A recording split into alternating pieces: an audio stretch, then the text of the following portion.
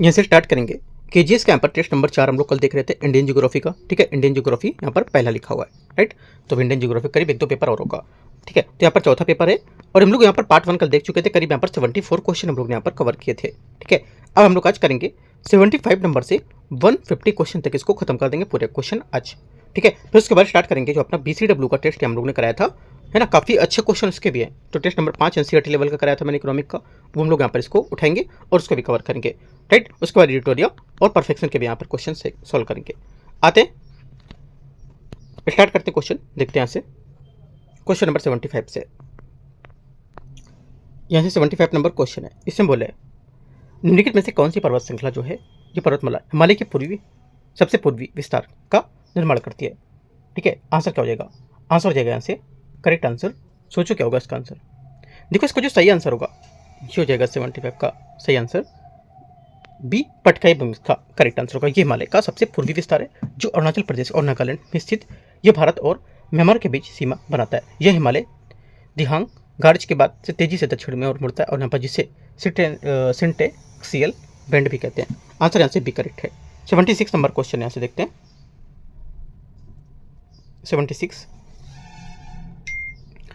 76 बोले गंडक नदी के संबंध में निम्नलिखित पर विचार करना है। ये काली गंडक और त्रिशूल गंगा धाराओं के संगम से बनती है और नेपाल हिमालय से निकलती है। क्या होगा पहला स्टेटमेंट यहाँ से इसका जो स्टेट रहेगा करेक्ट है ना, सही बात है। क्योंकि यहाँ पर गंडक नदी नेपाल के हिमालय में जो है काली जो गंडक नदी है, ठीक है, और त्रिशूली नदियों के संगम से बनती है और नेपाल में इसे धरानी नदी के नाम से भी जानते हैं। पहला सही। सेकंड बात, ये बिहार के चंपारण जिले में गंगा के मैदान में प्रवेश करती है और पटना के निकट सोनपुर के पास गंगा में मिल जाती है। सेकंड बात भी करेक्ट है। ठीक है, दोनों बातें सही है। आंसर क्या होगा? सी करेक्ट है। क्वेश्चन 77 है। अमरकंटक क्षेत्र निम्नलिखित में से किस राज्य क्षेत्र में स्थित है? करेक्ट आंसर 77 का हो जाएगा ए, छत्तीसगढ़ सही आंसर है। अमरकंटक मध्य प्रदेश के अनुसार जो अनूपपुर है उस जिले में स्थित है और जहाँ विंध्य और सतपुड़ा पर्वतमालाएं जो है मैकाल श्रेणी उससे मिलती है। यह नर्मदा पश्चिम की ओर और सोन उत्तर की ओर निकलती है जो एक अरिजल निकासी पैटर्न का निर्माण करती है। ए यहाँ से क्या होगा? इसका आंसर होगा किस राज्य में स्थित है? ये छत्तीसगढ़ में होगा, ये मध्य प्रदेश होगा ना, गलत हो जाएगा। बी यहाँ से क्या होगा? मध्य प्रदेश, क्योंकि यहाँ पर ये मध्य प्रदेश के अनुरूप जो अनूपपुर जिला है वहाँ से स्थित है। ठीक है, आगे आते हैं। क्वेश्चन नंबर 78 है। निम्नलिखित में से कौन सा यहाँ पर 78 नंबर क्वेश्चन है। ये बोले निम्नलिखित में से कौन से भारतीय राज्यों का समूह बांग्लादेश के साथ अंतर्राष्ट्रीय सीमा साझा करता है? आंसर हो जाएगा एक तो यहाँ पर पश्चिम बंगाल, असम, मेघालय, त्रिपुरा, मिजोरम इसका सही आंसर होगा। ठीक है, क्योंकि यहाँ पर भारत बांग्लादेश सीमा ये 4096 किलोमीटर लंबी है और ये भारत की सबसे लंबी अंतर्राष्ट्रीय सीमा है और इसी साझा सीमा रहेंगे जो भारतीय राज्य रहेंगे जो पश्चिम बंगाल सबसे लंबी, ठीक है, उसके बाद और त्रिपुरा, मेघालय, मिजोरम, असम, बिहार की सीमा के साथ बांग्लादेश की सीमा नहीं लगती है। ठीक है, याद रखना है आपको। आंसर क्या होगा? ए करेक्ट हो जाएगा। आगे आते हैं क्वेश्चन नंबर 79। पूर्वी घाट के संबंध में विचार करना है। ये असंततता और कम ऊंची पहाड़ियाँ जो नदियों द्वारा अत्यधिक अपराधित होती हैं। पहली बात 79 का यहाँ से करेक्ट है क्योंकि यहाँ पर पूर्वी घाट एक असतत और कम ऊंची पहाड़ियों की श्रृंखला है जो महानदी गोदावरी और कृष्णा कावेरी जैसी नदियों को अत्यधिक अपराधित कर देती है। पहला सही है। दूसरा यहाँ से ये बोला है कलसुबाई और कुंद्रेमुख पूर्वी घाट का हिस्सा होगा। सेकेंड बात यहाँ से गलत है क्योंकि कलसुबाई और कुंद्रेमुख पश्चिमी घाट का हिस्सा है न कि पूर्वी घाट का। ओनली वन करेक्ट है। आंसर यहाँ से दूसरा गलत हो जाएगा। एक बात सही है। क्वेश्चन नंबर 79 हो गया। 80 नंबर है। 80 नंबर इसमें बोला है कि सूचीयोग माउंट आइब्सो निम्नलिखित में से किस राज्य में सबसे ऊंची चोटी होगी? करेक्ट आंसर हो जाएगा ये स्थित है किस राज्य के? मणिपुर यहाँ से सही आंसर होगा। माउंट ईसो या माउंट आइसो कहीं होता है ना। तो इसे मणिपुर की सेनापति जिले में स्थित है और यहाँ पर मणिपुर की सबसे ऊंची चोटी लगभग 2994 मीटर है। आंसर क्या होगा? बी करेक्ट है। 81 है। सूची को सूची 2 को मैच करना है। यहाँ पर हिमनद और यहाँ से इसके स्थान दे रखे हैं कौन कौन से। हिसपारा, ठीक है, हिसपारा जो हो जाएगा आपका ग्लेशियर, ये काराकोरम श्रेणी में स्थित है और इसकी ऊंचाई लगभग 49 किलोमीटर है। ठीक है, तो काराकोरम है। आगे रिमो जो है ग्लेशियर की लद्दाख के रिमो मुजताग काराकोरम में स्थित है और ये सियोक नदी को जल प्रदान करती है। ठीक है, क्या हो जाएगा यहाँ से जो रिमो ग्लेशियर लद्दाख के रिमो तो लद्दाख हो जाएगा ये। आगे गंगोत्री, गंगोत्री ग्लेशियर आपके उत्तराखंड के उत्तरकाशी में स्थित है, राइट। जेमू ग्लेशियर ये सिक्किम के कंचनजंगा आधारित है और जो तीस्ता नदी का जल प्रदान करता है। ये पूर्वी हिमालय का सबसे बड़ा ग्लेशियर भी है। तो आंसर क्या होगा, यहाँ से हो जाएगा सिक्किम। करेक्ट आंसर यहाँ से 81 का ए करेक्ट है। 82 42 नंबर क्वेश्चन है, निम्नलिखित में से भू आकृतियाँ जो होती हैं उसकी पश्चिम से पूर्व की ओर यहाँ पर लगाना है। पश्चिम से पूर्व की ओर लगाएंगे तो जाएगा यहाँ से महादेव श्रेणी। महादेव श्रेणी आपका लगभग 78 डिग्री ईस्ट, सतपुड़ा श्रेणी मध्य प्रदेश, ठीक है, ये हो जाएगा पहला। उसके बाद आपका आएगा तीसरा मैकाल श्रेणी आएगा। मैकाल श्रेणी लगभग 81 डिग्री ईस्ट, मध्य प्रदेश छत्तीसगढ़ सीमा है ना, इससे हमारा कंटक पठार शामिल होगा, 1-3 हो जाएगा, ठीक है। उसके बाद आपका आएगा 1-3 के बाद आ जाएगा आपका दूसरा छोटा नागपुर का पठार, ठीक है, छोटा नागपुर का पठार जो लगभग 85 डिग्री ईस्ट, झारखंड और पश्चिम बंगाल में, तो 2 आ गया। उसके बाद आपका आएगा चौथे में आएगा खासी पहाड़ियाँ लगभग 91 डिग्री ईस्ट, मेघालय शिलांग पठार। 1-3-2-4 आंसर हो जाएगा डी। क्वेश्चन नंबर 83 सूची 1 को सूची 2 को मैच करना है। चोटी और इसकी स्थान कौन कौन से हैं। कंचनजंगा सिक्किम नेपाल सीमा पर स्थित दुनिया की तीसरी सबसे ऊंची चोटी है और वर्तमान क्षेत्र में अनुसार भारत की सबसे ऊंची चोटी होगी, है ना। तो क्या होगा यहाँ से, ये हो जाएगा आपका जो मैच करेंगे तो इसमें सिक्किम, ठीक है। आगे कामेट, क्या कामेट होता है, ये उत्तराखंड के चमोली में स्थित गढ़वाल हिमालय की दूसरी सबसे ऊंची चोटी है, ठीक है। आगे नामचा बरवा तिब्बत अरुणाचल प्रदेश के पास स्थित है जो ब्रह्मपुत्र नदी से यू टर्न लेती है। आगे बच्चा सासिर कांगड़ी, ये लद्दाख में काराकोरम को लेकर के ये हो जाएगी। काराकोरम के सामेर जो मुजघात श्रेणी वहाँ से स्थित होगी, ठीक है। आंसर क्या होगा, आंसर हो जाएगा 83 का। मैच करेंगे तो इस टाइप से आएगा, सी यहाँ से आंसर होगा इसका, ठीक है। क्या होगा, सी यहाँ से करेक्ट आंसर है इसमें। आगे क्वेश्चन आते हैं, क्वेश्चन नंबर 84 है दिल्ली रिज को निम्नलिखित में से किस पर्वत श्रृंखला का उत्तरी विस्तार माना जाता है। आंसर हो जाएगा 84 का करेक्ट आंसर, सतपुड़ा श्रेणी का। दिल्ली रिज ये अरावली श्रेणी का सबसे उत्तरी विस्तार होता है, ठीक है, याद रखना है, उत्तरी विस्तार होता है। और ये थार मरुस्थल और गंगा के मैदान के बीच एक बाधा के रूप में काम करता है, जिसे दिल्ली के फेफड़े को कहते हैं। और अरावली जो श्रेणी है, राइट, अरावली जो श्रेणी है ये दुनिया की सबसे पुरानी फलित पर्वत प्रणालियों में से एक है और इसकी सबसे ऊंची चोटी माउंट आबू में से गुरु शिखर मीटर होगी। विंध्य श्रेणी ये मध्य भारत में स्थित है और नर्मदा उत्तरी किनारे पर स्थित है। आंसर क्या होगा, आंसर हो जाएगा यहाँ से अरावली रेंज, इसका सही आंसर होगा बी, ठीक है। आगे आते क्वेश्चन 85 है, बी यहाँ से आंसर होगा, ठीक है। 85 नंबर है, उत्तर पूर्वी भारत की चोटियों के संबंध में विचार करना है। सारामती नागालैंड की सबसे ऊंची चोटी है। 85 का पहला स्टेटमेंट क्या होगा, ये करेक्ट है क्योंकि यहाँ पर सारामती, ये माउंट सारामती 3826 मीटर नागालैंड की सबसे ऊंची चोटी है जो भारत म्यांमार की सीमा पर नागा पहाड़ियों में स्थित है।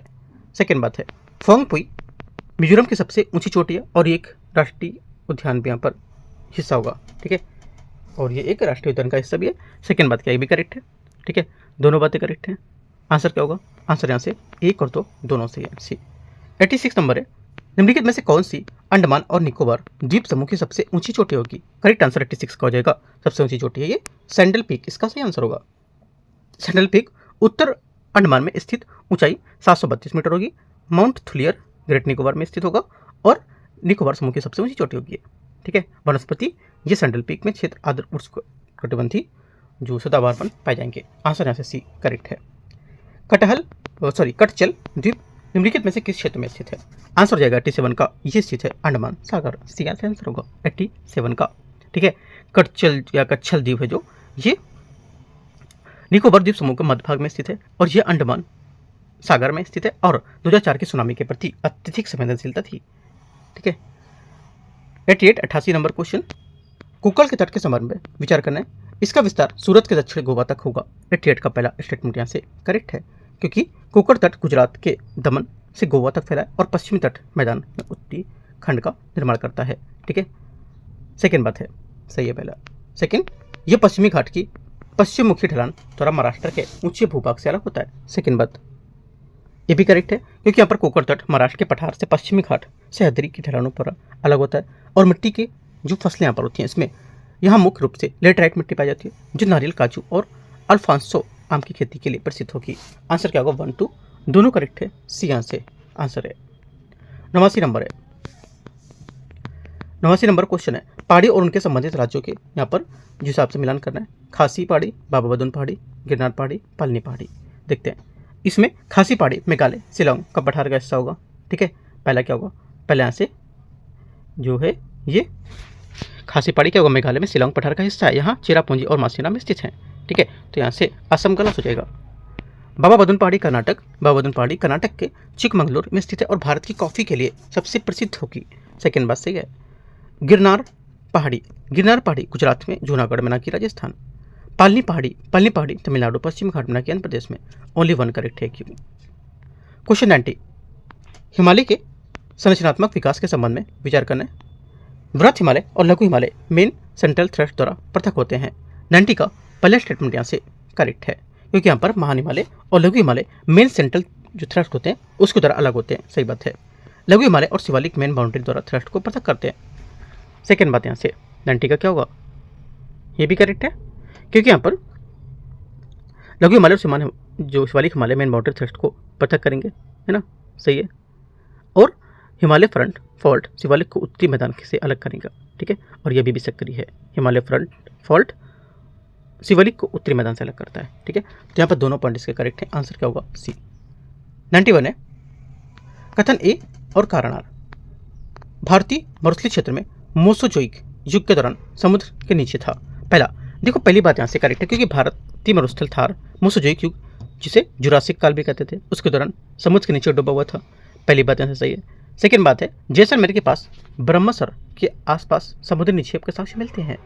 ये भी बात करेक्ट है, क्योंकि यहाँ पर जैसलमेर के पास ब्रह्मसर के जो समुद्री निक्षेप है, इसमें चूना पत्थर, बरुआ पत्थर और अमोनाइट्स जैसे समुद्री जीवाश्म पाए गए और इसकी पुष्टि भी करते हैं। ठीक है, तो यहाँ पर दोनों बातें क्या करेक्ट है, उसकी व्याख्या भी कर रहा है। आंसर क्या होगा?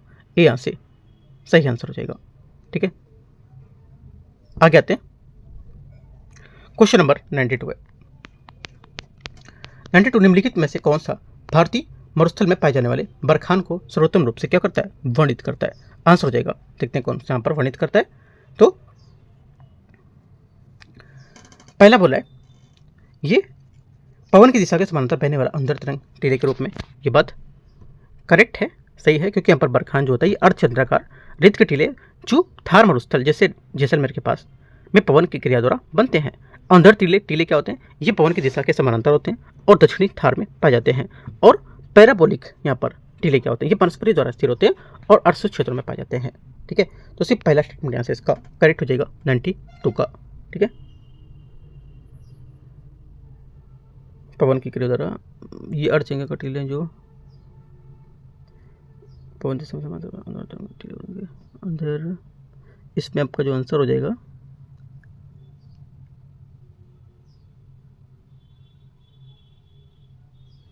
आंसर इसका मरुस्थलीय पवन की दिशा के समानांतर होंगे। ये बरखान पवन की दिशा द्वारा, पवन की क्रिया द्वारा बनते हैं ना। ये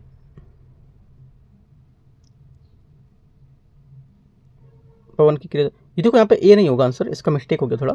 इसका आंसर बी होगा, है ना? पवन की क्रिया द्वारा निर्मित अर्धचंद्राकार टीले होंगे। बी यहाँ से 92 का आंसर होगा, ए नहीं होगा। ठीक है, इनका स्टेटमेंट थोड़ा सा जो आंसर था गलत दे रखा था। आगे आते हैं क्वेश्चन नंबर 93 है, अरावली श्रेणी के संबंध में विचार करना है। ये विश्व का सबसे पुराने अपशिष्ट पर्वतों में से एक है। 93 का पहला स्टेटमेंट क्या होगा? पहला स्टेटमेंट यहाँ से इसका, ये विश्व के सबसे पुराने अपशिष्ट पर्वतों में से एक है। बात क्या होगी? सही है। ठीक है, सेकेंड बात है, माउंट आबू की पहाड़ियों में स्थित गुरु शिखर अरावली की श्रेणी सबसे ऊंची चोटी है। सेकेंड बात भी करेक्ट है। ठीक है, दोनों बातें यहाँ से एकदम सही है। आंसर 93 का क्या होगा? 1 और 2, गुरु शिखर 1722 इसकी सबसे ऊंची चोटी होगी। दोनों बातें करेक्ट है। आंसर क्या होगा? पूछा क्या है, कौन सा सही होगा? दोनों बातें करेक्ट है, सी। ठीक है, आगे आते हैं क्वेश्चन यहाँ से। और यहाँ पर जो खनिज होते हैं, तांबा, ठीक है, जस्ता प्रसिद्ध, यहाँ पर मकराना, सफेद संगमरमर पाए जाते हैं। क्वेश्चन 94 है, सूची को सूची 2 को मैच करना है। मैचिंग करते हैं, भूवैज्ञानिक प्रणाली और यहाँ पर इसके क्या स्थान है। ठीक है, देखते हैं। पहला बोला आर्कियन समूह। आर्कियन जो समूह होता है ये हो जाएगा आपका यहाँ से, जो आर्कियन समूह है ये लगभग 4 बिलियन पूर्व बिलियन वर्ष पूर्व। पुरानी क्रिस्टी चट्टान भारत का एक आधार परिसर होता है, ठीक है। धारवाड़ प्रणाली क्या होती है? आर्किन चट्टानों का अपरदन से बनी रूपांतरित अवसारी चट्टानों की होती है, ठीक है, विशेषता होती है। इसमें लोहा, सोना, तांबा होता है। कडप्पा में क्या होता है? इसमें आंध्र प्रदेश में कडप्पा जिले में यहाँ पर चूना पत्थर के लिए भलुआ के लिए यहाँ पर सेल पाए जाते हैं। तो देखो मैच करेंगे तो यहाँ से हो जाएगा आपका आर्किन समूह हो जाएगा यहाँ से। ये क्या होगा? ये हो जाएगा तीसरा, ठीक है। धारवाड़ जो श्रेणी होगी, धारवाड़ श्रेणी आपकी हो जाएगी ये, धारवाड़ श्रेणी जो आपकी हो जाएगी इसका हो जाएगा आपका जो है ना ये इसका जब भी सेकंड हो जाएगा कुडप्पा प्रणाली। जो कुडप्पा प्रणाली है ये आपकी हो जाएगी यहाँ से ये, और विंध्य प्रणाली जो है ये हो जाएगी आपकी 1, ठीक है। करेक्ट आंसर क्या होगा? करेक्ट आंसर हो जाएगा आपका यहाँ से ए करेक्ट है, ठीक है। क्वेश्चन नंबर 95 आते हैं। 95 नंबर है, कथन ए और कारण विचार करना है। भारत ने 82 डिग्री 30 मिनट पूर्वी देशांतर को अपना मानक मध्यम चुना है। 95 का पहला स्टेटमेंट यहाँ से क्या होगा? करेक्ट है ना, चुना है, सही बात है। जो भारतीय मानक समय IST को निर्धारित करता है। सेकेंड बात है, मानक मध्याह्न रेखाओं को 60 डिग्री 30 मिनट देशांतर के गुणकों में चुना जाता है, क्योंकि प्रत्येक ऐसा गुणक UTC के ठीक 30 डिग्री या 30 मिनट के पहले अंतराल को अनुरूप होता है। सेकेंड बात भी सही, क्योंकि यहाँ पर विश्व स्तर पर मानक मध्याह्न 60 डिग्री 30 मिनट के गुणकों में चुने जाते हैं, जिससे समय को पूरे घंटों या आधे घंटों में व्यक्त करना आसान हो जाता है। दोनों बातें सही है, ठीक है। आंसर क्या होगा? आंसर हो जाएगा आपका ए, सही आंसर है। 96 है, सूची को सूची 2 को मैच करना है। देखते हैं अपवाह प्रतिरूप और यहाँ पर इसकी क्या विशेषताएं होती हैं। पहली बात है वृक्षाकार। देखो वृक्षाकार जो है 96 में जो वृक्षाकार आपको हो जाएगा यहाँ से ये होगा 96 डेड्रिटिक 96 में आपका होगा यहाँ से समकोण प्रकार 30 में ट्रेलिस हो जाएगा ये, है ना। तो देखो यहाँ से जो पहला हो जाएगा इसका ये बताते हैं। वृक्षाकार आपका होगा वृक्ष की शाखाओं को समान दिखने वाले अपवाह विरूपक, ठीक है। अगला होगा यहाँ से सेकंड बोला है अरी क्या होगा? अमरकंटक से निकलने वाली जो नदियाँ जिसमें हम बहेंगी, ठीक है। उसके बाद आपका जालीनुमा नदी दूसरे से समांतर बहेंगी, द्वितीय उनमें से समकोण पर काटेंगे। अगला हो जाएगा अभिकेंद्री आपको हो जाएगा यहाँ से तीसरा, ठीक है। आंसर हो जाएगा यहाँ से जो सभी आकर किसी गर्त झील से विसर्जित होंगी। करेक्ट आंसर ए सही होगा। 97 नंबर है, सिंधु की निम्नलिखित में से कौन सी सहायक नदियां सुलेमान श्रेणी से निकलती है? आंसर हो जाएगा 97 का करेक्ट आंसर ये खुर्रम, तोची और गोमल। सिंधु की पश्चिमी सहायक नदियां जो काबुल है सबसे बड़ी, इसमें से गोमल, खुर्रम, तोची नदियां, ठीक है, अफगानिस्तान पाकिस्तान के ऊंचे क्षेत्रों से आती है ये, ठीक है। पूर्वी सहायक नदियां इसमें पंजाब की नदियों में जैसे झेलम, चिनाब, रावी, व्यास, सतलुज की, और लद्दाख की सहायक नदियों में श्योक, नुब्रा और जास्करों की। 98 नंबर है, इसमें बोला है कावेरी नदी के संबंध में निम्नलिखित कथन पर विचार करना है। देखते हैं इसमें पहला है कि ये कर्नाटक के कोंडागु जिले में 1341 मीटर की ऊंचाई पर ब्रह्मगिरी पहाड़ों से निकलती है।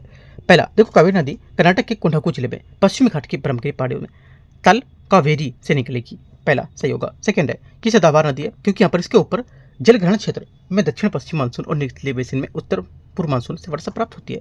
सेकंड बात भी करेक्ट है क्योंकि यहाँ पर कावेरी साल भर यहाँ पर बहती रहती है, लगभग 12 मास क्योंकि यहाँ पर इसके ऊपरी हिस्से को दक्षिण पश्चिम मानसून से और निचले हिस्से से उत्तर पूर्वी मानसून से वर्षा प्राप्त होती रहती है। इसकी विशेषता है कि ये शिव समुद्रम और श्रीरंगम जैसे पवित्र द्वीप जलाशय इसी नदी पर स्थित होंगे। दोनों बातें करेक्ट है, आंसर सी। 99 निम्नलिखित में से कौन सी भौगोलिक निर्देशांक भारतीय संघ के सबसे दक्षिणी बिंदु को दर्शाता है जो 2004 के सुनामी के दौरान जलमग्न हो गया था? आंसर हो जाएगा 99 का करेक्ट आंसर यहाँ से क्या होगा? 99 का सही आंसर हो जाएगा सी 6 डिग्री 45 मिनट यहाँ से सही आंसर होगा, ठीक है। 6 डिग्री 45 मिनट जो है इंदिरा पॉइंट भारतीय संघ का सबसे दक्षिणी बिंदु जो ग्रेट निकोबार द्वीप में स्थित, इसका अक्षांश 645 है और ये 2004 के सुनामी दौरान आंशिक रूप से जलमग्न हो गया था, ठीक है, याद रखना है। और जो 8 डिग्री 4 मिनट ऊपर दे रखा है ये क्या है? ये यहाँ पर है कन्याकुमारी, ठीक है, याद रखना है। आगे क्वेश्चन नंबर 100 है, गोदावरी नदी के संबंध में विचार करना है। ये प्रायद्वीप भारत की सबसे बड़ी नदी है जिसका उद्गम मध्य प्रदेश के अमरकंटक पहाड़ी से होता है। 100 का पहला गलत हो जाएगा, क्योंकि यहाँ पर गोदावरी नदी महाराष्ट्र के नासिक जिले से त्र्यंबकेश्वर से निकलती है, ना कि अमरकंटक, और अमरकंटक से नर्मदा और सोन नदी निकलती है। ये बात गलत हो जाएगी। और ये त्र्यंबकेश्वर जाके घूमो, बहुत अच्छी जगह है ना। त्र्यंबकेश्वर जो नासिक है ना, ये जो शिव जी का वहाँ पर टेम्पल है, तो काफ़ी अच्छा यहाँ पर है, बहुत अच्छा है त्र्यंबकेश्वर। पहला क्या होगा? करेक्ट है। सेकंड पहला गलत है, क्योंकि यहाँ पर ये गलत बता रहा था, है ना। सेकंड बात है, ये केवल अपने डेल्टाई क्षेत्र नगण है और एक विशाल डेल्टा का निर्माण करती है। सेकंड बात करेक्ट है, क्योंकि यहाँ पर ये गोदावरी का अधिकांश मार्ग चट्टानी होने के कारण नौगम नहीं है, और ये केवल अपने डेल्टा क्षेत्र में ही नौगम होगी। सेकंड बात सही है। ओनली 2 करेक्ट है, पहला गलत होगा। आंसर क्या होगा? आंसर हो जाएगा केवल 2 करेक्ट है, बी। ठीक है।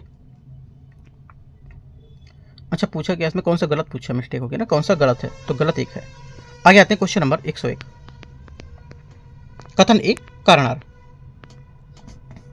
भारत के देशांतरी विस्तार के कारण अरुणाचल प्रदेश और गुजरात के बीच सूर्योदय के समय लगभग 2 घंटे का अंतर होता है। 101 का पहला स्टेटमेंट क्या होगा? यहाँ से ये करेक्ट है। ठीक है।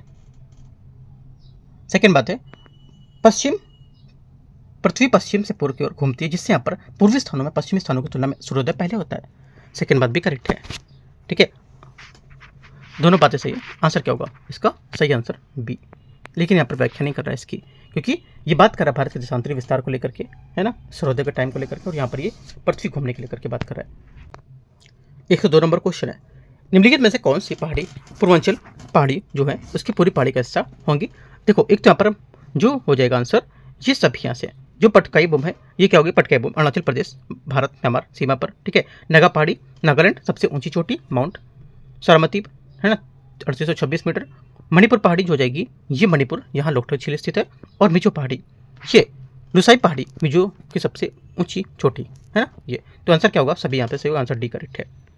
103 नंबर है, निम्नलिखित में से कौन सा कारक भारत की प्रमुख प्रायद्वीपीय नदियों के पूर्व की ओर अफवाह प्रतिरूप के रूप में मुख्य रूप से उत्तरदायी होगी? आंसर हो जाएगा 103 का करेक्ट आंसर यहाँ से प्रायद्वीपीय पठार का दक्षिण पूर्व की ओर समग्र झुकाव होना। ठीक है, बी यहाँ से करेक्ट आंसर होगा, क्योंकि यहाँ पर प्रायद्वीपीय नदियों का सामान्य पूर्व की ओर भाव मुख्य रूप से प्रायद्वीपीय पठार के संरचनात्मक झुकाव के कारण होता है। झुकाव इसका प्रायद्वीपीय पठार पश्चिम और पूर्व की ओर, दक्षिण एवं पूर्व की ओर झुकाव होता है। 104 नंबर क्वेश्चन है,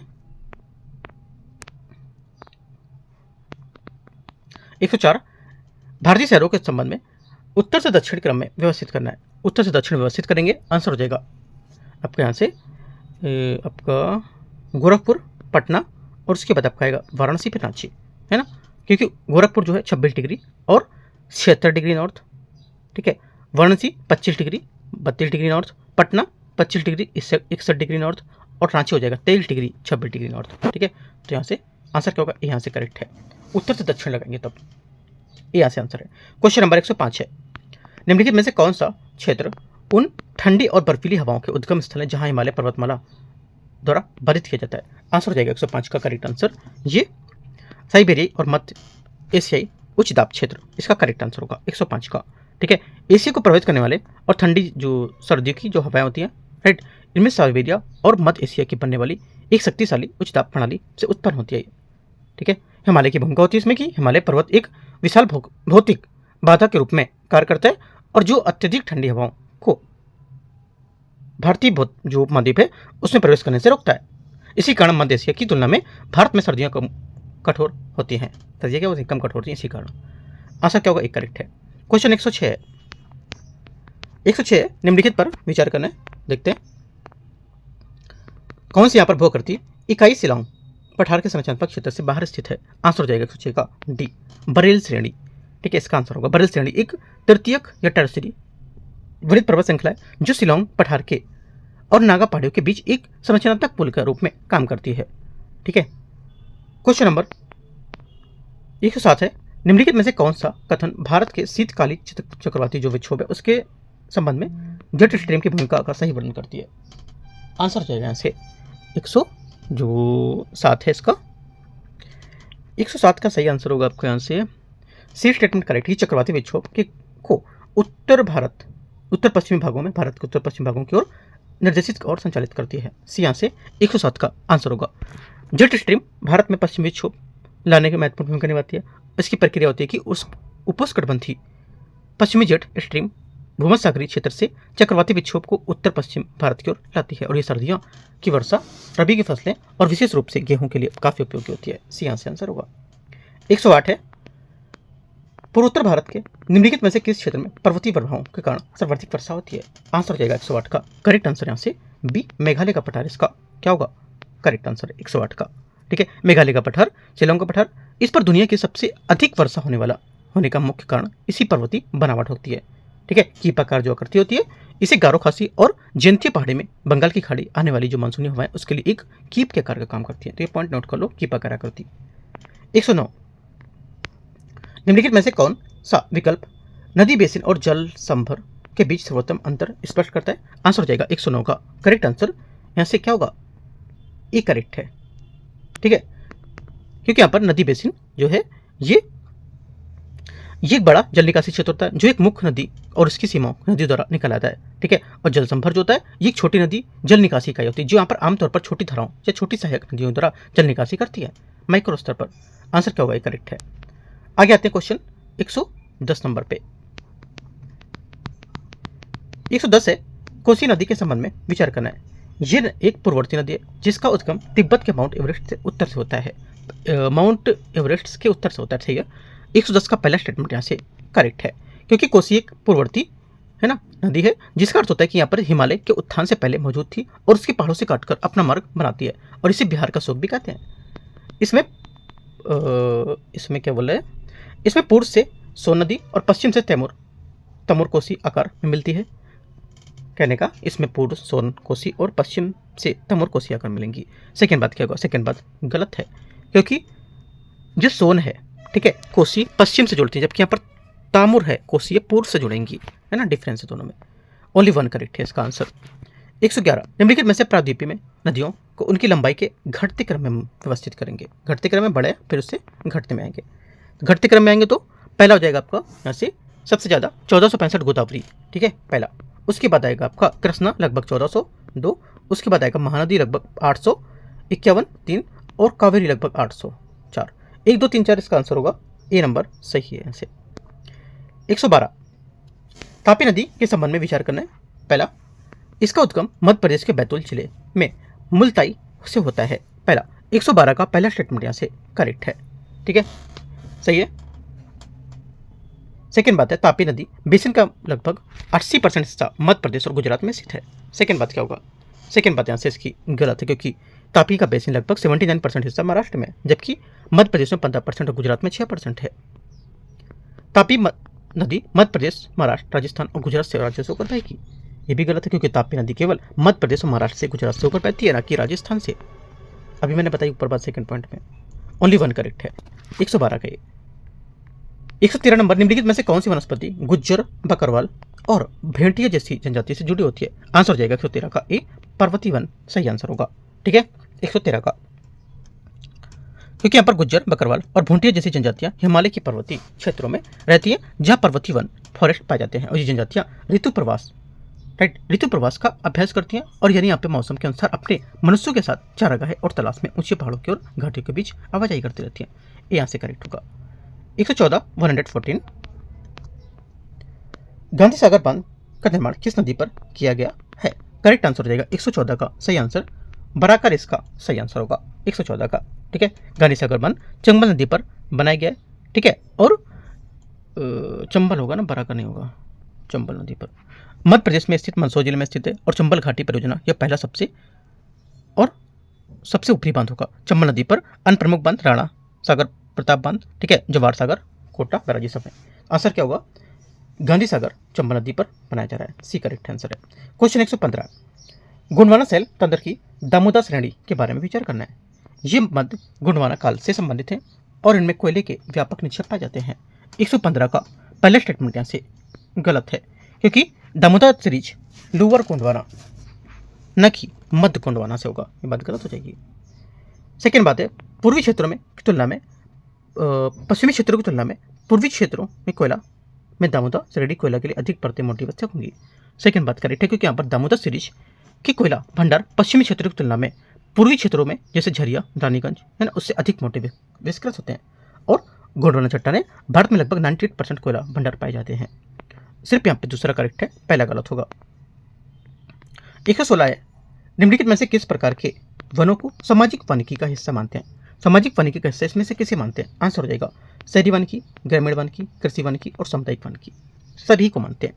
ठीक है, सभी क्या है यहाँ पर, ये सामाजिक वानिकी का हिस्सा माने जाएंगे। आंसर डी करेक्ट है 116 नंबर क्वेश्चन का।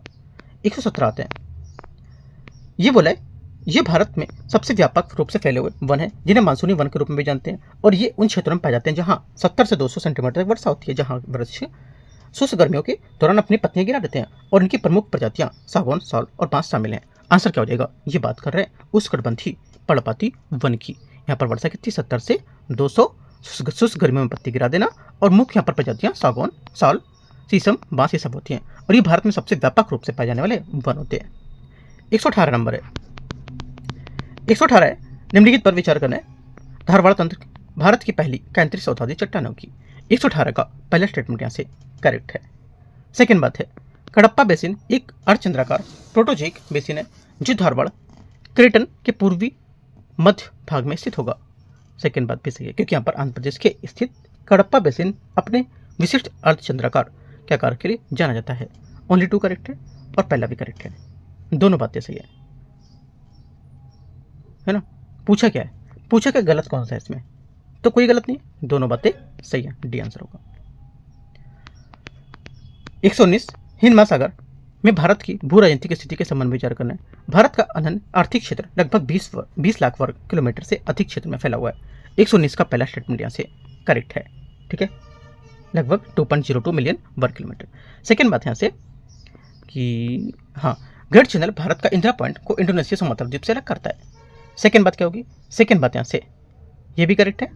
तीसरा, भारत का क्षेत्रीय जल तटीय आधार रेखा 24 समुद्री मील तक फैला हुआ है। तीसरी बात गलत है, क्योंकि भारत का प्रादेशिक जल जो है आधार रेखा से 12 समुद्री मील तक फैला, ना कि 24 समुद्री मील। 24 समुद्री मील की सीमा संलग्न क्षेत्र के लिए होती है, ये बात गलत हो जाएगी। ओनली 1 2 करेक्ट है, आंसर यहाँ से 120 है। सूची को सूची 2 को मैच करने देखते हैं विभाजित क्षेत्र और भौगोलिक विशेषताएं इसकी क्या क्या होती हैं। 120 पहला, इसे मूलतः सर क्रीक जो है गुजरात और सिंध को अलग करने वाली एक ज्वारी मुहाना होगा। ठीक है, तो यहाँ से क्या होगा ये, तो क्या पूछा है इसमें, अच्छा मैच करना है। ठीक है, तो देखो सर क्रीक कब हो जाएगा, यहाँ से ये हो जाएगा। ठीक है, कालापानी उत्तराखंड में पिथौरागढ़ जिले में स्थित और यहाँ पर नेपाल के बीच एक विभाजित क्षेत्र होगा। ठीक है, तो ये क्या होगा आपका हो जाएगा यहाँ पर ये। ठीक है, आगे डोकलाम भारत सिक्किम को लेकर के, राइट, तो भारत सिक्किम को लेकर के 1 हो जाएगा। आगे है पैगोंग त्सो है लद्दाख में स्थित है ना, ये करेक्ट आंसर यहाँ से सही है। क्वेश्चन नंबर आगे आते हैं 121, पामीर गांठ के बारे में विचार करना है। काराकोरम श्रेणी पामीर गांठ से दक्षिण पूर्व की ओर भारतीय उपमहाद्वीप में फैली है। 121 का पहला स्टेटमेंट यहाँ से करेक्ट है, सही है, क्योंकि यहाँ पर काराकोरम श्रेणी पामीर जो गांठ है उससे दक्षिण पूर्व की ओर फैली हुई है और ये लद्दाख क्षेत्र में प्रवेश करती है और ट्रांस हिमालय प्रणाली का हिस्सा बनती है। पहला करेक्ट है। सेकेंड, हिंदुकुश पर्वतमाला पामीर पठार या पामीर गांठ से पूर्व की ओर तिब्बत की ओर तरफ फैली हुई है। सेकेंड बात गलत है, क्योंकि हिंदुकुश श्रेणी पामीर गांठ से पूर्व की ओर नहीं बल्कि यहाँ पर पश्चिम और दक्षिण पश्चिम की ओर फैली हुई है। पामीर गांठ से पूर्व की ओर तिब्बत और जाने की ओर कुलन श्रेणी होगी। सेकेंड बात गलत हो जाएगी। आंसर क्या होगा? आंसर यहाँ से 1 सिर्फ करेक्ट है। पामीर गांठ इसे दुनिया की छत कहा जाता है और जहाँ कई यहाँ पर प्रमुख पर्वत श्रृंखलाएं निकलती हैं।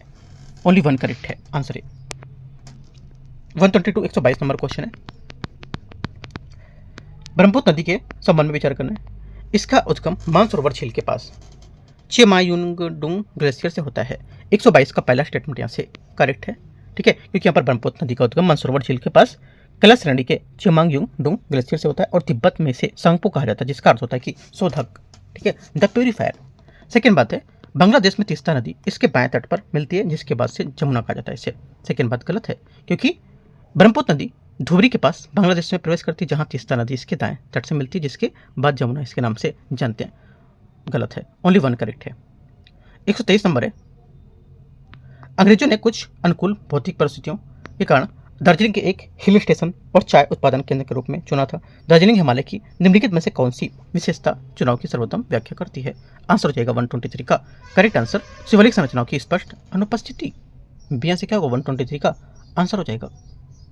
ठीक है। 124 निम्नलिखित में से कौन सी पश्चिमी घाट से निकलने वाली छोटी पश्चिमी वाहिनी नदियों की विशिष्ट विशेषता बताती है? आंसर हो जाएगा एक तो यह आमतौर पर तीव्र ढाल वाली और तेज बहने वाली होती है। पहला करेक्ट है। ठीक है। और इनकी क्योंकि यहाँ पर इनकी ढाल काफी खड़ी होती है ना, इसलिए यहाँ पर तेज बहती है। सेकेंड बात है ये पश्चिमी तट के साथ व्यापक डेल्टा का निर्माण कर देगी। गलत बात है क्योंकि यहाँ पर ये नदियाँ डेल्टा नहीं बनाती हैं, क्योंकि अपनी तीव्र गति के कारण कम दूरी के कारण गाद जमा नहीं कर पाती हैं, क्योंकि ज़्यादा स्पीड से अगर आएगा तो कहाँ पर इकट्ठा कर पाएगा, इकट्ठा नहीं कर पाएगा, सब बह जाएगा यहाँ से, है ना। तो इसलिए यहाँ पर ये क्या करती हैं, डेल्टा नहीं बना पाती हैं, ये सीधे अरब सागर में गिरती है। तीसरी बात यहाँ से करेक्ट है। 1 और 3 करेक्ट है आंसर बी। क्वेश्चन नंबर 125 है केरल के कयाल निम्नलिखित में से किस रूप में सबसे अच्छी तरह से वर्णित किया सकता है? केरल के कयाल को निम्नलिखित में से किस रूप में सबसे अच्छी तरह से वर्णित किया सकता है? आंसर हो जाएगा 125 का करेक्ट आंसर लैगून इसका सही आंसर होगा। ठीक है। केरल के कयाल वास्तव में लैगून है और ये तट के समानांतर चलने वाले जल निकास जो रेत के अवरोधों द्वारा अरब सागर में अलग होते हैं। क्वेश्चन नंबर 126 है भारत के निम्नलिखित में से कौन सी लवणित झील विशिष्ट रूप से लगभग 98% सोडियम क्लोराइड सामग्री वाले उच्च गुणवत्ता वाले नमक के उत्पादन के लिए प्रसिद्ध है? आंसर 126 का सी पचपदरा झील इसका सही आंसर होगा। ये बाड़मेर राजस्थान लगभग 98% यहाँ पर सोडियम क्लोराइड NaCl युक्त यहाँ पर उच्चतम गुणवत्ता वाला मानक जो नमक होता है उसके उत्पादन के लिए जानते हैं। ठीक है। आगे आते हैं सांभर झील किस लिए? सांभर झील यहाँ पर ये भारत की सबसे बड़ी अंतःस्थलीय खारे पानी की जल की झील होगी। डिंडवाना झील इसमें सोडियम सल्फेट की मात्रा अधिक होती है डिंडवाना में, याद रखना है सब। 127 में आते हैं। 127 है गंगा मैदान के क्षेत्रीय उप विभाजन के संबंध में विचार करना है। रोहिलखंड का मैदान ऊपरी गंगा के मैदान और उत्तर का पश्चिमी हिस्सा है जो सीधे अरावली पर्वतमाला के साथ सीमा बनाता है। 127 का पहला स्टेटमेंट यहाँ से गलत है क्योंकि रोहिलखंड मैदान उत्तरी गंगा मैदान का हिस्सा है, लेकिन ये अरावली श्रेणी से सीमा साझा नहीं करता है। अरावली इसके दक्षिण पश्चिम से काफी दूर स्थित है। पहला गलत। अवध का मैदान गंगा मध्य गंगा के मैदान में स्थित है और यह मुख्य रूप से घाघरा द्वारा निर्मित अवहित होता है। सेकेंड बात सही है क्योंकि यहाँ पर अवध मैदान मध्य गंगा मैदान में स्थित है और मुख्य रूप से घाघरा नदी द्वारा अवहित होता है। सही है। राढ़ क्षेत्र एक लेटराइट मिट्टी का संकर्ण क्षेत्र होता है जो भागीरथी हुगली नदी के पश्चिम में स्थित है। तीसरा भी करेक्ट है। यह लेटराइट मिट्टी की विशेषता पाई जाती है। तो आंसर क्या होगा? 2 और 3 करेक्ट है बी। 128 नंबर है मालवा पठार के उत्खात भूमि के बारे में विचार करना है। देखते हैं इसको। पहला इस क्षेत्र में व्यापक उत्खात भूमि मुख्य रूप से यहाँ पर गहरी अवनालिका पर्दन के कारण बनी हुई है। पहला करेक्ट है। ठीक है। क्योंकि यहाँ पर मालवा पठार बीहड़ और शिलाकृति गहरी अवनालिका पर्दन के कारण बनी हुई है। चंबल नदी बेसिन में विशेष रूप से मुख्य बताती है। पहला सही है। चंबल नदी इसका उद्गम अमरकंटक पठार से होता है। सेकेंड बात क्या होगा? सेकेंड बात यहाँ से गलत है क्योंकि यहाँ पर इन बीहड़ों को बनाने वाला प्राथमिक कारण होगा क्योंकि चंबल नदी अमरकंटक पठार से नहीं बल्कि यहाँ पर इसका उद्गम मध्य प्रदेश के विंध्य श्रेणी की जनपद पहाड़ियों से होता है। ओनली 1 करेक्ट है, एक बात इसकी सही है। 129 है भारत के कृषि जलवायु क्षेत्रों के बारे में विचार करना है। कौन सा गलत है? यहाँ से गलत है 129 का ये हो जाएगा ट्रांस गंगा का मैदान मुख्य रूप से वर्षा आधारित कृषि क्षेत्र है जहां भूजल का दोहन कम होता है। ठीक है। आंसर क्या होगा? सी यहाँ से गलत हो जाएगा। ठीक है। क्योंकि ट्रांस गंगा मैदान पंजाब हरियाणा दिल्ली का क्षेत्र होता है। ये वर्षा पर निर्भर नहीं होता है बल्कि भारत की सबसे सघन सिंचित क्षेत्र होते हैं। ये क्या हो जाएगा? गलत हो जाएगा। 130 नंबर है भारत में उष्णकटिबंधीय चक्रवातों के संबंध में विचार करना है। बंगाल की खाड़ी में नदियों में भारी जल विसर्जन से जल परतें बन जाती है और जो ठंडे पानी के साथ मिश्रण को सीमित करती है। 130 का पहला करेक्ट है। जो सतह के तापमान को ऊंचा बनाए रखती है और चक्रवातों को सहारा देती है। अरब सागर के ऊपर ऊर्ध्वाधर पवन में अधिक अंतर उष्णकटिबंधीय चक्रवात को मजबूत करने में मदद करता है। सेकेंड बात गलत है क्योंकि अरब सागर में मजबूत लंबवत पवन जो होता है ये कतरनी चक्रवात को बनने को कम करता है और मजबूती नहीं करता है। ये गलत हो जाएगा। तीसरा दक्षिण चीन सागर कमजोर निम्न दाब प्रणालियां अक्सर बंगाल की खाड़ी में प्रवेश करती हैं जो चक्रवात के निर्माण में सहायता करती हैं। तीसरी बात करेक्ट है। आंसर क्या होगा? 1 और 3 सही है। 1 और 3 सही है लेकिन पूछा है गलत कौन सा है ना? 1 और 3 सही था ना? ठीक है। गलत पूछा है तो 2 बी होगा। क्वेश्चन नंबर 131 है, निम्नलिखित में से कौन सा निम्नलिखित में से कौन सी नहर प्रणाली भौगोलिक रूप से एकीकृत होकर राष्ट्रीय राजमार्ग नेशनल वाटरवे 3 का निर्माण करती है? आंसर हो जाएगा 131 का करेक्ट आंसर यहाँ से ये चंपकारा और उद्योगमंडल नहरें इसका आंसर होगा। चंपकारा और उद्योगमंडल नहरें ये राष्ट्रीय राजमार्ग 3 नेशनल वाटरवे 3 का हिस्सा है और जो पूरी तरह से केवल केरल में स्थित है। 132 सूची को सूची 2 को मैच करते हैं। कावेरी नदी आपको जाएगी तमिलनाडु, कर्नाटक, केरल और पांडुचेरी के बीच, है ना। तो कर्नाटक, केरल, पांडुचेरी, कर्नाटक, केरल, पांडुचेरी कहाँ पर होगा ये? एकथरी होगा ना, हाँ ठीक है एकथरी है। आगे कृष्णा ये हो जाएगा, सतलुज यमुना लिंक, सतलुज यमुना लिंक जो हो जाएगा आपका ये हो जाएगा 1 और महानदी ये हो जाएगा दूसरा। करेक्ट आंसर 132 का ए करेक्ट है। 133 नंबर क्वेश्चन है 133, सरवती नदी पर स्थित जोग जलप्रपात को भू आकृतिक रूप से किस प्रकार के जलप्रपात के रूप में वर्गीकृत किया गया है? आंसर हो जाएगा 133 का करेक्ट आंसर ए ब्लॉक जलप्रपात इसका आंसर होगा।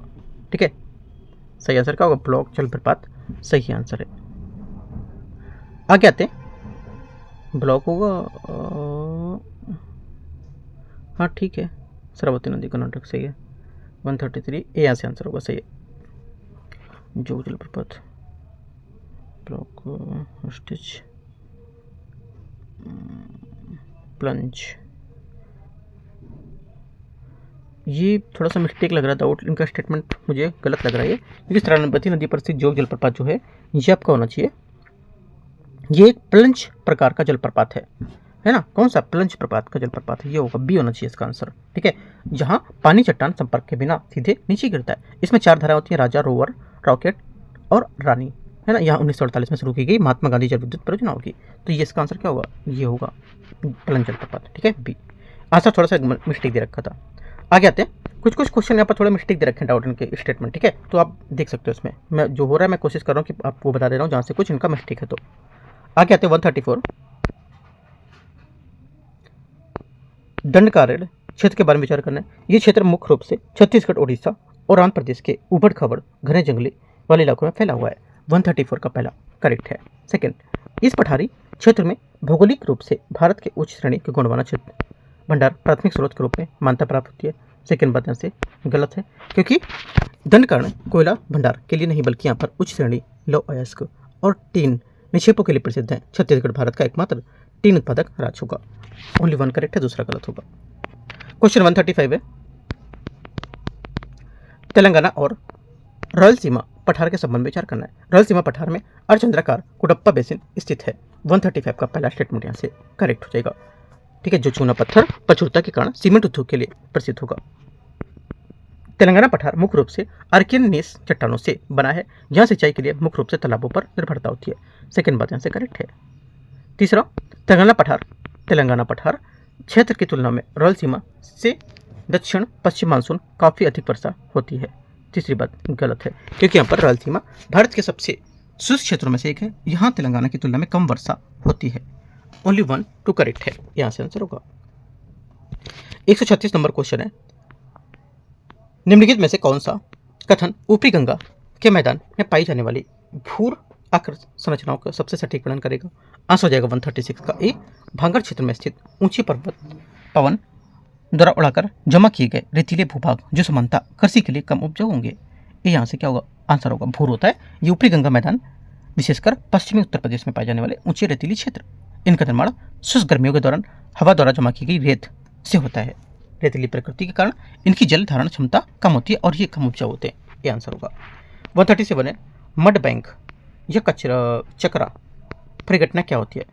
इनमें महीन मिट्टी का निलंबन शामिल होता है जो स्वाभाविक रूप से लहरों के प्रति गति को कम कर देते हैं और शांत जल का निर्माण करते हैं। 137 का पहला करेक्ट है। ये एक विशिष्ट समुद्र जल विज्ञान संबंधी विशेषता है जो विशेष रूप से कोरोमंडल तट पर उत्तर पूर्व मानसून के दौरान होती है। सेकेंड बात यहाँ से गलत है। क्यों?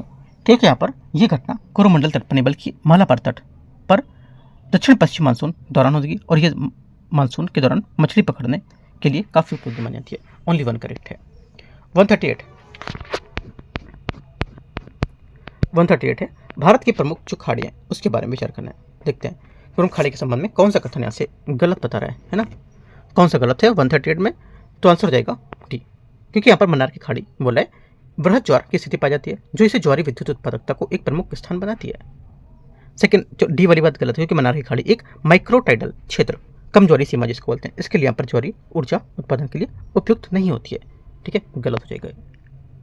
139 भारत के नदी प्रणालियों के संबंध में विचार करना कौन सा गलत होगा इसमें। देखो गलत होगा इसमें से वो जाएगा आंसर प्रदीपी नदियों भूजल आधार प्रवाह के कारण पूरे वर्ष 12 प्रवाह बनाए रखती हैं। आंसर 139 का ए करेक्ट हो जाएगा। ठीक है, ये बात इसका गलत है, क्योंकि प्रदीपी नदियां भूजल के आधार पर वर्ष भर 12 बनाए रखती हैं। ठीक है, वास्तव में प्रदीपी नदियां मौसमी होती हैं और ये मुख्य रूप से मानसून पर निर्भर करती हैं और गर्मियों में इनका प्रवाह काफ़ी कम हो जाता है और ये सूख जाती हैं। ठीक है, और इसके विपरीत हिमालय नदियां बर्फ पिघलने और वर्षा दोनों के लिए 12 बनी जाती हैं। ये बात गलत होगी। आगे आते हैं क्वेश्चन 140। भूगर्भीय संरचना के निर्माण के आधार पर निम्नलिखित में से कौन सी पर्वत श्रेणी भरसोन पर्वत का उदाहरण नहीं है। आंसर हो जाएगा 140 का करेक्ट आंसर सतपुड़ा श्रेणी सही आंसर होगा। सतपुड़ा श्रेणी और विंध्य श्रेणी में ये ब्लॉक पर्वत के उदाहरण है जो भ्रंश घाटी के किनारों पर स्थित होंगे। ठीक है, आंसर क्या होगा सतपुड़ा श्रेणी, इसका आंसर होगा 40 का ये करेक्ट है। 141 क्वेश्चन है ऐसे हिंद महासागर के ध्रुव के बारे में विचार करना है। एक सकारात्मक आयोडी हिंद पूर्वी हिंद महासागर में असमान रूप से गर्म पानी उतर आता है, जबकि यहाँ पर जो भारतीय ग्रीष्मकाल मानसून को मजबूत करता है। पहली बात यहाँ से गलत है, क्योंकि सकारात्मक हिंद महासागर ध्रुव यहाँ पर ठीक, इसमें पश्चिमी हिंद महासागर सामान से अधिक गर्म हो जाता है और पूर्वी हिंद महासागर सामान से अधिक ठंडा होता है। ये बात गलत है। सेकेंड बात है एक नकारात्मक आयोडी पश्चिमी हिंद महासागर में एक गहरी थर्मोक्लाइन की ओर ले जाता है, जिससे मानसून को आर्द्रता आपूर्ति बढ़ जाती है। सेकेंड बात यहाँ से ये भी गलत है, क्योंकि नकारात्मक आयोडी के दौरान पश्चिमी हिंद महासागर सामान से अधिक ठंडा हो जाता है और पश्चिमी क्षेत्र में थर्मोक्लाइन गहरा होने के बजाय उथला हो जाता है, जिससे यहाँ पर इसके संवहन कम हो जाएगा और नमी की आपूर्ति को कमजोर हो जाती है, जिससे कारण अक्सर भारत में मानसून की बारिश अपर्याप्त होती है। सेकेंड गलत है। तीसरा आयोडी के दौरान पश्चिमी हिंद महासागर के ऊपर बढ़ती वायु गतिविधि अल नीनो के कारण होने वाले सूखे के प्रभाव को कम कर सकती है। तीसरी बात करेक्ट है। आंसर सिर्फ यहाँ पर तीसरा सही होगा, सही पूछा तो सी।